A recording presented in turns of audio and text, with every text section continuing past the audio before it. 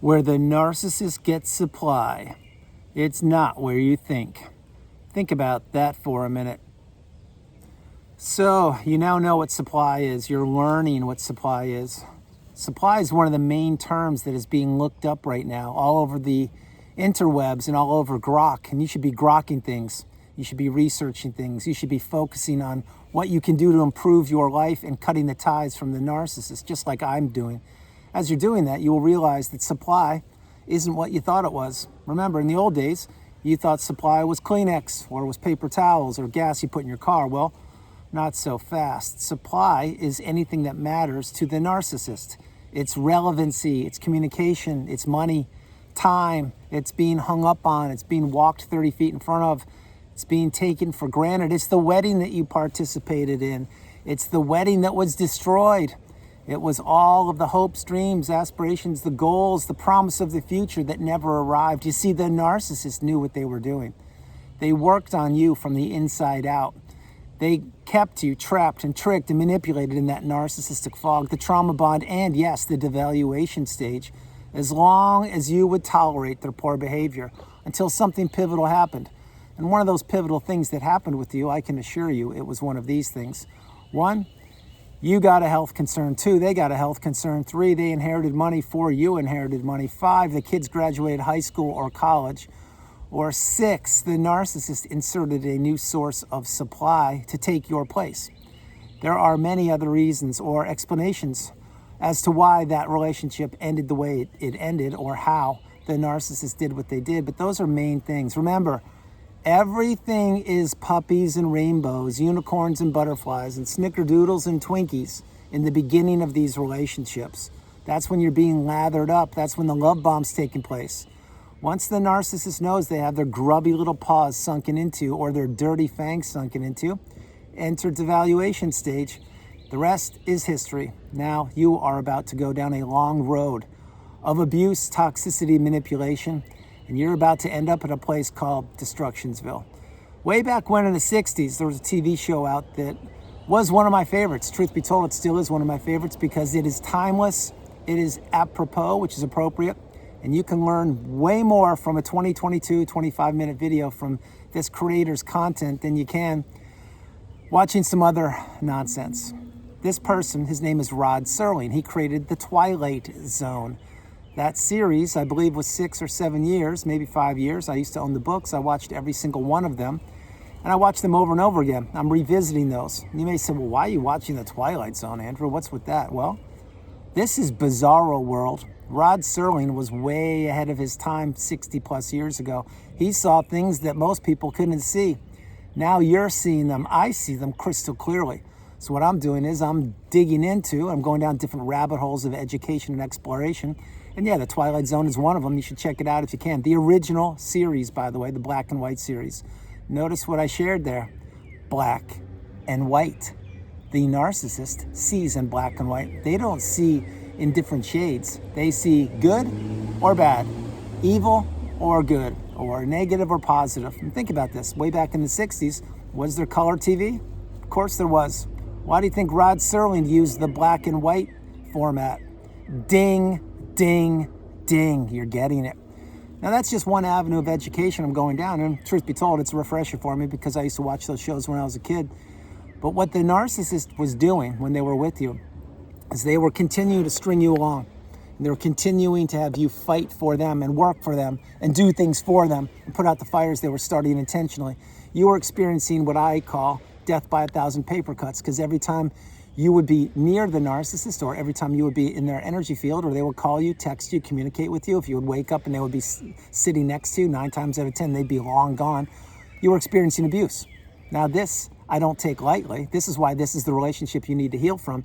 This is why this is the relationship that takes so many people's lives. This is why this is the relationship that you need to understand. This isn't a documentary, not a TV show, not a sitcom, not a series, a thriller, an action, a drama, a horror, a suspense, and no, there's no script here. It is your life. And the narcissist used you as supply. Now, as I opened the video, I shared with you, what is supply? Well, you used to think it was Clorox or Wipes or Kleenex. Well, that is supply, but anything that the narcissist can extract from you is also supply, which means this. Eventually, you will get to the pinnacle, the mountaintop of indifference. If you're not there yet, you will be there. Continue to focus on yourself. Continue to understand more about yourself, mindset, humanity, narcissism, empathy, direction, purpose, and everything else in between. But as you're healing and you're working and focusing on yourself, what is the narcissist doing? The only thing they're doing is slithering off, looking for other sources of supply. And the narcissist is finding it harder and harder, more difficult, if you will, to find grade A sources of supply. And you may say, that's true. Why is that, Andrew? The reason why is because you're gone. I'm gone. There are millions of us who are off the grid, off the radar of the narcissist. Are we living our best lives? You're damn straight we are. We've arrived at the mountaintop, the pinnacle of indifference. We see things crystal clearly. There are 3 versions of you. I've shared this for 5 years. I'll share it again. The first version of you is who you were before you met the narcissist. You were naive, you were vulnerable, you were too trusting, giving to a fault, wearing your heart on a sleeve, etc. Second version of you is who you became when you were trapped in the narcissistic abusive cycle. That's when you're being peppered with abuse day in and day out, being taken for granted, being devalued, on and on and on. Third version of you is after the relationship ends, no matter how it ends, the person who's put themselves back together. That's what I've done. That's what you're doing. Once you see it, you can't unsee it. Once you hear it, you can't unhear it. Once you experience it, you can't unexperience it, which is why you need to go no contact. And you need to understand the narcissist will be doing nothing other than what they were doing long before they met you, although, albeit, it will be a much more difficult road to hoe for the narcissist to find supply. Now, sure, they can get supply source XYZ easily, but are they going to get somebody like you? Never going to happen. That ship has sailed, long gone. Specifically when you went no mas and you closed the chapter of the book on that person, because there is only one of you, just like there's only one of me. And the narcissist had the best thing they will ever have in you. So where does the narcissist get supply, and why will it surprise you, or why isn't it what you think? Well, think about it. You used to think you were supply. You were. You're not. Other human beings are supply as well also. But think about this. Imagine, if you will, the narcissist is at home, wherever they are, and they're not paying rent or mortgage because they're living rent-free on someone else's dime. And of course, they've got the spaghetti stained t-shirt or blouse that they haven't washed in weeks, and they haven't showered, and their hair's a mess, and they haven't brushed their teeth, and the the controllers are getting broken, and their cell phone batteries are dying, and they don't know what's going on. But are they going to lift a finger to improve their circumstances on their own? Absolutely not. They're going to sponge off of whoever they're living off of. But imagine that scenario is taking place right now, and it very well could be with the person you're considering. What are they going to do? They're going to look to drum up some action, i.e. supply. Maybe they call you. Maybe they call somebody's. Maybe they call Amazon to order a gift or something for themselves, of course, on your dime, or whoever's hosting them or putting them up. I shouldn't say host. Whoever is allowing them to stay with them, living rent free. But maybe they call Amazon, place an order. And then maybe they say, you know what, that was okay, but I need to get more. That didn't do it for me. All I did was place an order. I need to get somebody on the line. I need a real human being. I don't want AI. I need a real human being. So what do? They call Amazon. This is an example. It doesn't have to be Amazon. It could be anything. And they call up and they say, I need a human being. What do? Well, they get that human on the phone. That human's working at a call center, probably halfway around the world. And now the narcissist has somebody on the hook, on the line. And that person knows that the phone is being recorded. I'm talking about the person who's working. So does the narcissist. So what does the narcissist do?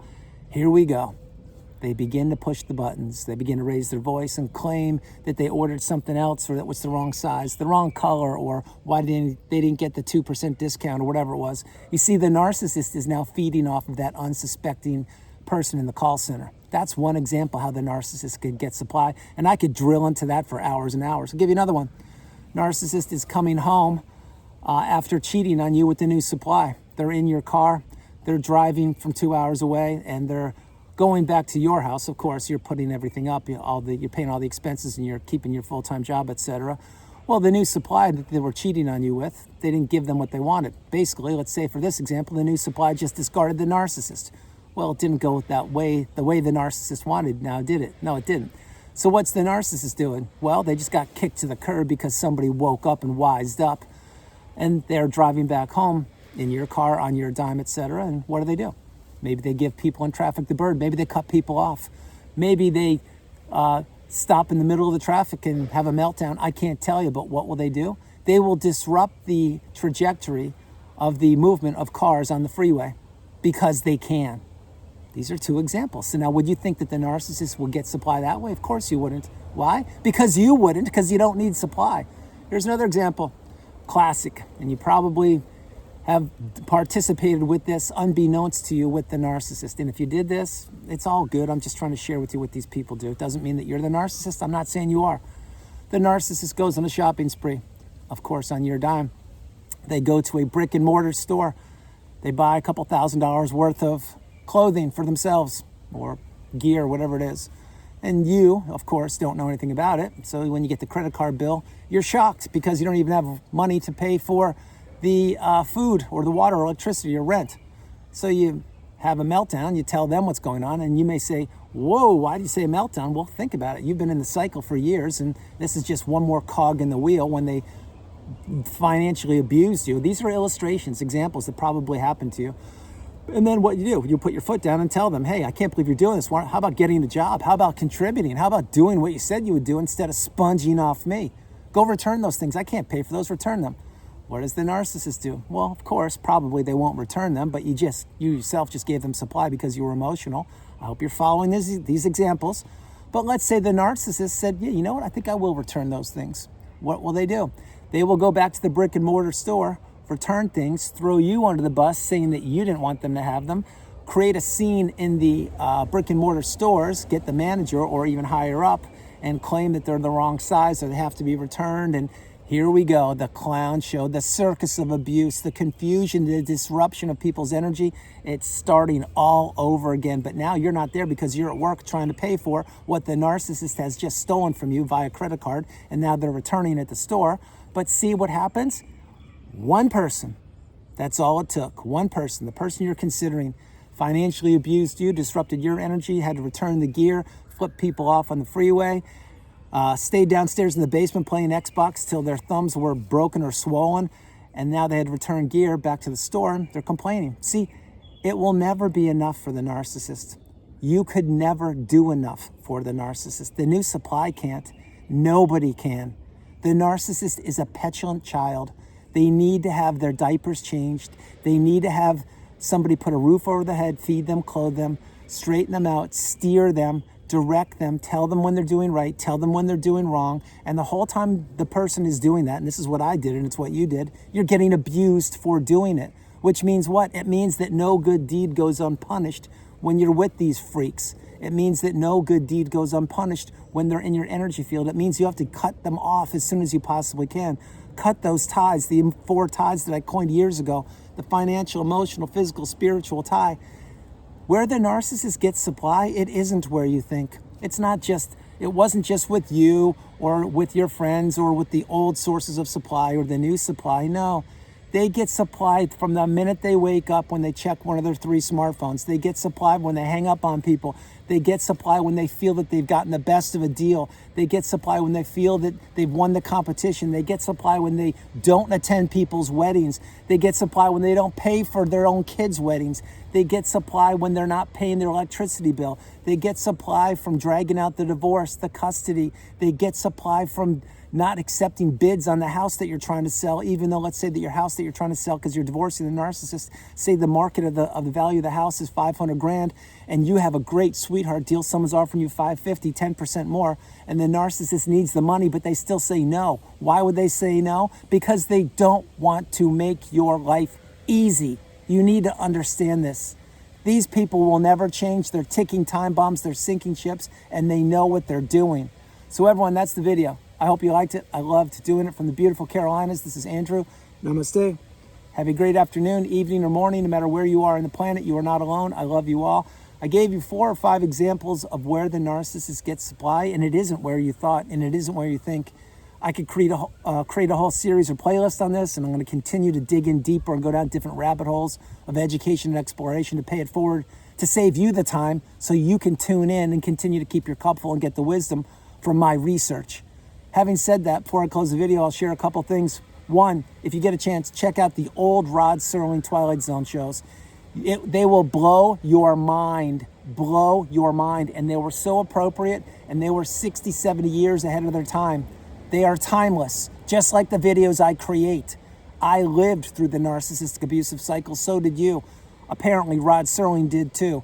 Any way you cut it, you need to understand that you are the priority. You come first, second, and third, and there's no room in your life now or in the future for toxicity. I love you all, and I'll talk with you tomorrow. Bye, everybody. Bye.